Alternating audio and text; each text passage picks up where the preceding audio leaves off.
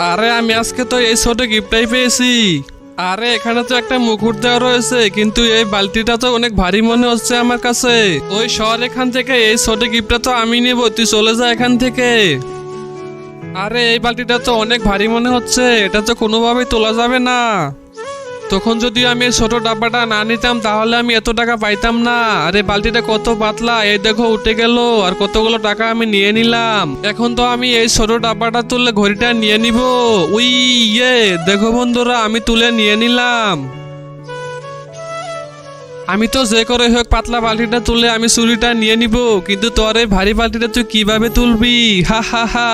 হে আল্লাহ, তুমি আমাকে সাহায্য করো।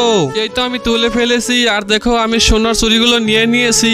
বন্ধুরা আমি তো এই ভারী বালতিটা তোলার চেষ্টা করব, ততক্ষণে তোমরা ভিডিওতে লাইক করে দাও। বন্ধুরা জানো অনেক ভালো হয়েছে আমরা ওই ভারী বালতিটা তুলিনি, তাহলে তো আমরা এই গিফটগুলো পাইতামই না।